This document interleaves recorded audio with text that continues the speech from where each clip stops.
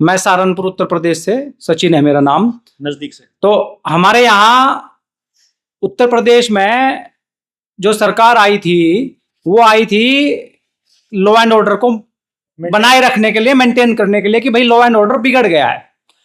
उस समय हमको भी इतना मालूम नहीं था और 2017 के आसपास लोगों को भी उतना मालूम नहीं था कि पॉलिटिकल खेल कैसे चलता है। तो जीएसएम के माध्यम से, डॉक्टर साहब के माध्यम से बहुत लोगों को जानकारी मिल रही है अंदर की कि मैनेजमेंट कैसे होता है और चुनाव कैसे लड़े जाते हैं। उसमें हमारे यहाँ अभी क्या हो रहा है, अभी जो लोग पकड़े गए, हमारा गांव है, सोनू भाई भी बैठे हैं, कोई गांव जिले सहारनपुर में ऐसा नहीं है जो रात को सो जाता हो। क्यों? सब जागते हैं रात को, पूछ लो इनसे। परसों रात हमारे यहाँ एक व्यक्ति को सोना था, क्योंकि 3 दिन हो गए उसको जागते हुए जी, कि भाई चोरी, हवा फैली हुई है कि चोरी हो जाएगी, चोरी हो जाएगी। उसने पशु ला रखे, 1.5-2 लाख की भैंस ला रखी, कई भैंस है उस पर, तो वो भैंसों के पास ही सोता है। अब सोया कैसे रात को, भाई कोई खोलना ले जाए, चोरी ना हो जाए। तो उसने, अंदाजा है लोगों का कि उसने खुद फायर कर दी जिससे लोग जागे मैं सो जाऊं। तो चलो जी, लोगों ने सुबह चर्चा करी, बोले रहे इसने ही फायर कर दी होगी, वो तो लोगों की समझ में आ गया।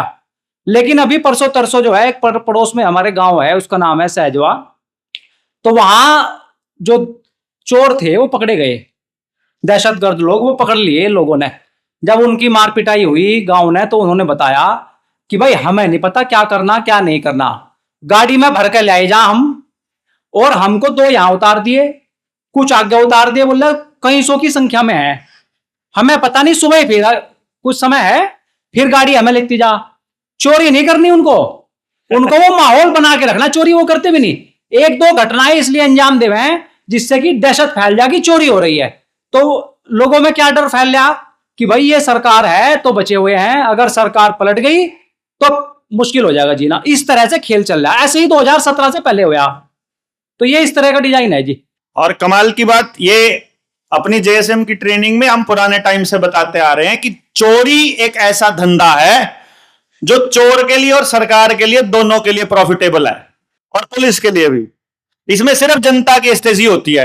कोई भाई कानून का जानकार हो या कोई पुलिस में बैठा हो, पुलिस वाला बैठा हो यहां, या इन सब के बारे में पता हो, चोरी जब तक सिद्ध नहीं होगी, तब तक सिद्ध नहीं होगी जब तक चोरी का माल बराबर ना हो जाए। और चोरी के माल के विषय में आईओ को सारा पता होता है, क्योंकि आमतौर पे चोर और पुलिस एक ही हैं। चोर पहले पुलिस को बता के जाता है कि भैया जी आज फलाने मोहल्ले में करने जा रहा हूं अपना काम, आज का जगराता उधर होएगा, तुम अपना जो नाका है वो परले मोहल्ले में लगा लेना। तो जो आईओ साहब है, इंस्पेक्टर साहब है, वो दूसरे मोहल्ले में नाका लगा के आपका चालान काट रहे होते हैं, और असली जो काम करने वाले हैं वो दूसरे मोहल्ले में अपना काम कर रहे होते हैं। और वो जब काम कर रहे होते हैं तो जो मालिक है वो लिखवाता है कि मेरे यहां 15 लाख की चोरी हो गई। फिर वो जो असली चोर है वो बताता है कि जी साहब 15 की ना हुई, मैं तो 10 का ही मार लिया था। फिर वो 10 में से हिस्सा होता है, और वो जो हिस्सा होता है वो ये होता है कि उसके बदले में आईओ ने बरामदगी नहीं दिखानी है, बस खाली चोर को अंदर कर देगा, अंदर कोई सामान की बरामदगी होगी नहीं, वो जमानत पे बाहर आकर के आईओ के साथ में सेटिंग करके उसका हिस्सा दे देगा।